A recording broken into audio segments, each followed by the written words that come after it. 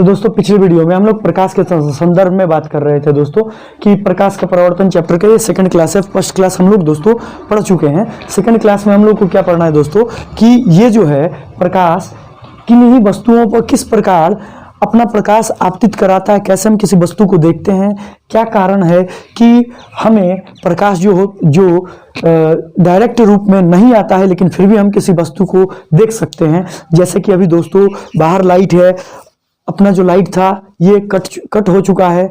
मैं जो सूर्य का प्रकाश है जो कि बाहर निकला हुआ है उस प्रकाश में ही वीडियो बना रहा हूं दोस्तों, लेकिन अंदर की तरफ, लेकिन फिर भी वो प्रकाश अंदर आ रहा है। तो क्यों आ रहा है, कैसे आ रहा है, इन सभी के बारे में मैं डिस्कस करूंगा दोस्तों।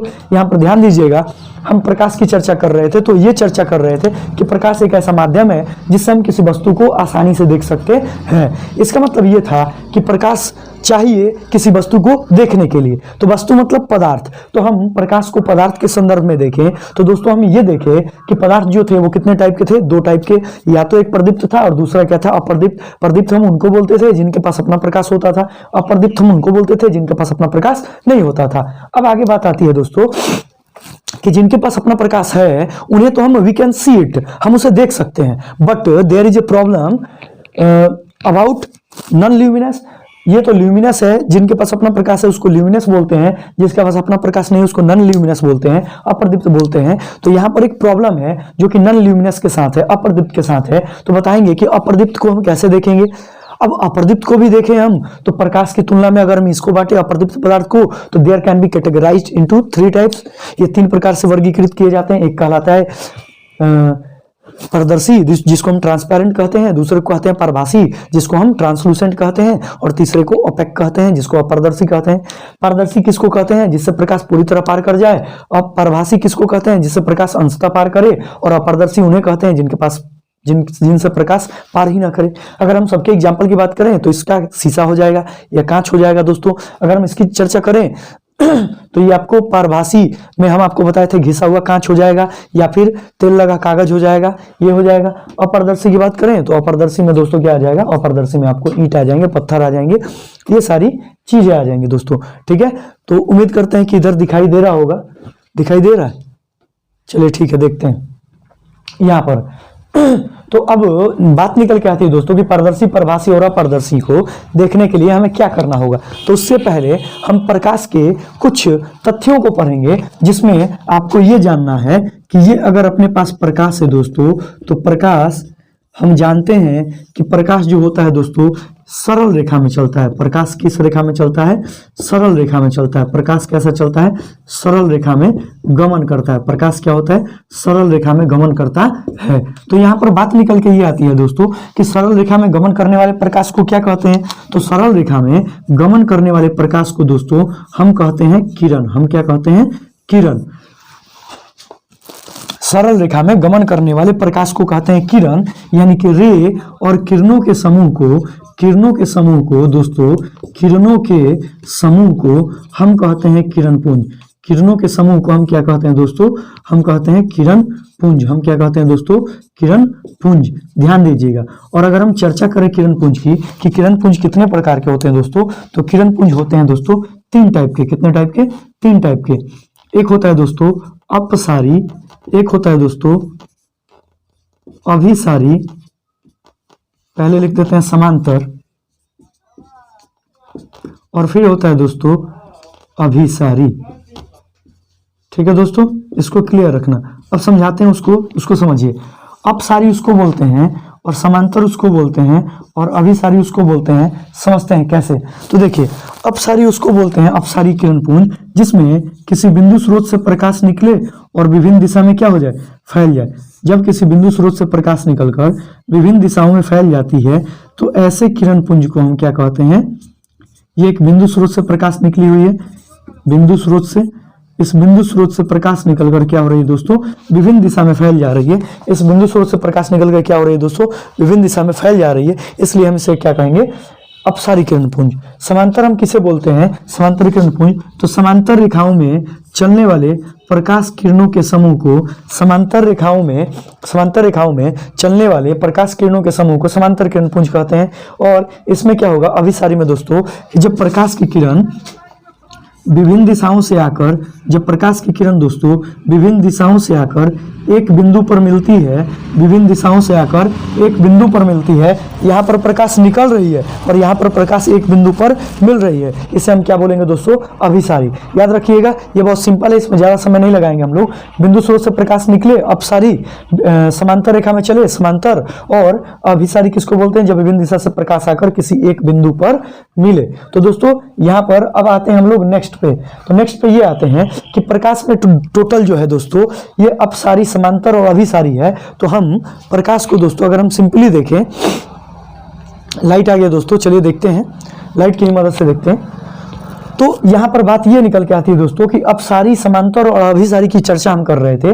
तो अपसारी, समांतर और अभिसारी के अनुसार दोस्तों बात ये हो जाती है कि हम अगर किसी पदार्थ को देखें, अपारदर्शी, परभासी और पारदर्शी को, तो कैसे देख सकते हैं? तो दोस्तों याद रखिएगा कि हम किसी वस्तु को देखते हैं ना, जैसे हमारे पास पारदर्शी है, तो पारदर्शी पदार्थ को देखने के लिए हमें क्या चाहिए? इनके माध्यम से हम देख पाएंगे, या फिर कोई नियम लगेगा जिसके माध्यम से हम प्रकाश को देख सकते हैं? तो यहाँ पर जी हाँ दोस्तों, यहाँ पर एक नियम लगता है, और एक ही नियम नहीं, इसके लिए बहुत सारे नियम हैं। जैसे प्रकाश का अपवर्तन है, प्रकाश का परावर्तन है, प्रकाश का प्रकीर्णन है, ठीक है दोस्तों। तो ऐसे ही बहुत सारे नियम हैं आपको जो मिलेंगे आपके क्लास में पढ़ने पर। लेकिन सबसे पहले आपको अगर इतना तक समझ में आया है तो आप हमें थम्स अप जरूर भेजें, कमेंट करें दोस्तों। तो चलिए दोस्तों आगे समझते हैं। आगे है अपने पास दोस्तों, आगे अपने पास क्या है तो ध्यान दीजिएगा। आगे अपने पास दोस्तों क्या, तो आगे अगर हम देखें तो अपने पास ये निकल के आता है कि अब हम अपारदर्शी पदार्थ को कैसे देख पाएंगे। अब हम अपारदर्शी पदार्थ को कैसे देख पाएंगे? इसके लिए दोस्तों अगर हमें पारदर्शी पदार्थ को देखना है तो पारदर्शी पदार्थ को देखने के लिए एक और नियम लगेगा, और इन दोनों के लिए कुछ और नियम लगेगा। तो याद रखिएगा कि पारदर्शी, अपारदर्शी और परभासी, इनको देखने के लिए दोस्तों हमारे पास प्रकाश का परावर्तन काम करता है, और साथ साथ प्रकाश के परावर्तन के साथ साथ प्रकाश का प्रकीर्णन काम करता है। इसके माध्यम से हम किसी वस्तु को देख सकते हैं, क्योंकि ये डायरेक्ट जो किरण पुंज है ये आपके यहाँ पृथ्वी पर नहीं पहुंच पाएंगे, वो निकल रहा है सूर्य के प्रकाश से। लेकिन अगर हम जिस कमरे में हैं, इस कमरे में ये एक अपारदर्शी कमरा है जिसमें बाहर से प्रकाश अगर अंदर नहीं आ रहा है तो हम कैसे अंदर देख पा रहे हैं? तो उसके लिए परावर्तन हो सकता है या प्रकीर्णन हो सकता है। तो चलिए इसके बारे में वन बाय वन डिस्कस करते हैं। तो चलिए देखते हैं दोस्तों। और अगर हम बात करते हैं पारदर्शी पदार्थ को देखने के लिए दोस्तों आपके पास क्या लगेगा? अपवर्तन। चलिए इसके बारे में डिस्कस करेंगे सेकंड क्लास में, जो अपना क्लास होगा प्रकाश का अपवर्तन, उसमें डिस्कस करेंगे। इससे पहले हम लोग जो पढ़ रहे हैं उसके बारे में डिस्कस करते हैं। हम लोग क्या पढ़ रहे हैं दोस्तों? प्रकाश का परावर्तन। क्या है अपना दोस्तों? यहीं से आपको चैप्टर की शुरुआत होती है कि प्रकाश का परावर्तन क्या है, प्रकाश का परावर्तन क्या है। तो याद रखिएगा दोस्तों, प्रकाश का परावर्तन ये कुछ है नहीं।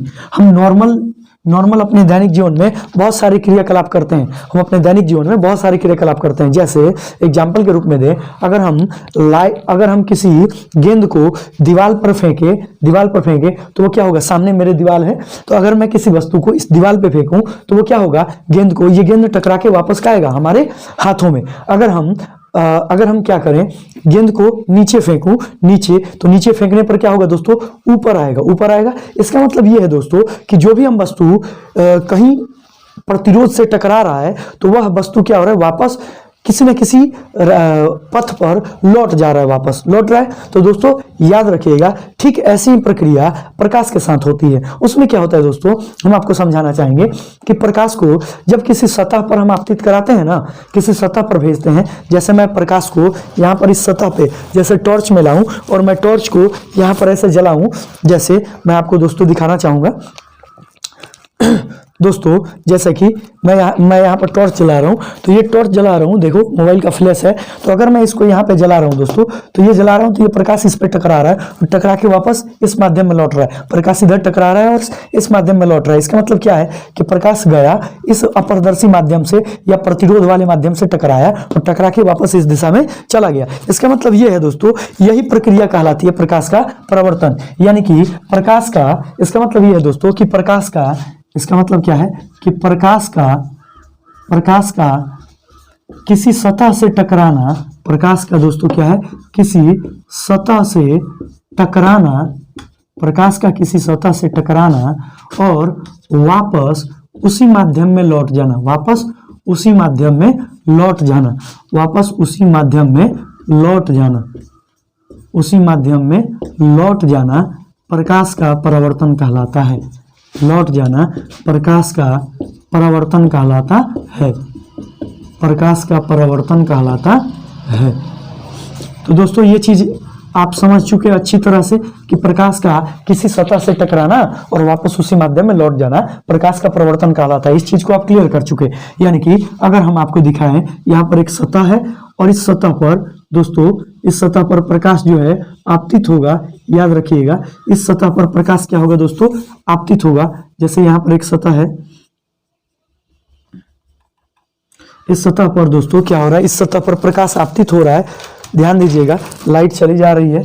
ये सतह पर प्रकाश आपतित हो रहा है, ऐसे आपतित होगा तो क्या होगा दोस्तों?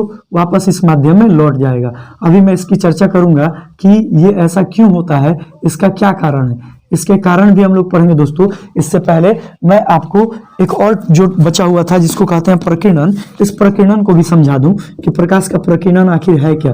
प्रकाश का प्रकीर्णन आखिर है क्या, प्रकाश का प्रकीर्णन, इसको भी मैं समझा दूं दोस्तों कि प्रकाश का प्रकीर्णन है क्या। तो सिंपली समझिए, सिंपली होता है क्या, प्रकाश का प्रकीर्णन क्या होता है। तो दोस्तों याद रखिएगा कि प्रकाश जो है ना, प्रकाश जब सूर्य का प्रकाश वायुमंडल में उपस्थित धूल कणों पर पड़ता है तो उन धूल कणों के द्वारा सूर्य के प्रकाश को क्या किया जाता है? अवशोषित किया जाता है और फिर बाद में उसको विभिन्न दिशाओं में फैला दिया जाता है और इसी प्रक्रिया को हम प्रकाश का प्रकीर्णन कहते हैं। प्रकीर्णन का मतलब होता है दोस्तों तितर बितर होना। प्रकीर्णन का मतलब क्या होता है? तितर बितर होना। तो प्रकाश का तितर बितर होना प्रकाश का प्रकीर्णन कहलाता है दोस्तों। तो आइए समझाते हैं। जैसे ये अपने पास क्या है? सन है, ये सन है और दोस्तों याद रखिएगा इधर ये सारे के सारे क्या हैं दोस्तों? धूल कण है। ये सारे के सारे क्या हैं? धूल कण है। बात ये होती है दोस्तों कि सूर्य का प्रकाश ऐसे जा रहा है, ठीक है दोस्तों, लेकिन जैसे ही ये धूल कणों पर पड़ा, जैसे ही ये धूल कणों पर पड़ा सूर्य का प्रकाश, तो क्या होता है दोस्तों कि धूल कणों के द्वारा इन प्रकाश को क्या किया गया? अवशोषित किया गया। क्या किया गया? अवशोषित। और फिर इसे अवशोषित करने के बाद ये प्रकाश को विभिन्न दिशाओं में फैला देती हैं। ये भी प्रकाश को विभिन्न दिशाओं में फैला देती हैं और यही प्रक्रिया दोस्तों क्या कहलाती है? प्रकाश का प्रकीर्णन। जैसे यहाँ पर भी हम दिखाएं आपको, ये प्रकाश आ रही है तो ये तो प्रकाश अपनी सीधे चली जाएगी, ये विभिन्न दिशाओं में प्रकाश को क्या करेंगे दोस्तों? फैला देंगे और इसी प्रक्रिया को हम दोस्तों क्या कहते हैं? प्रकाश का प्रकीर्णन। इसी प्रक्रिया को क्या कहते हैं दोस्तों? प्रकाश का प्रकीर्णन। ये आपको दिखाई दे रहा होगा अच्छे से।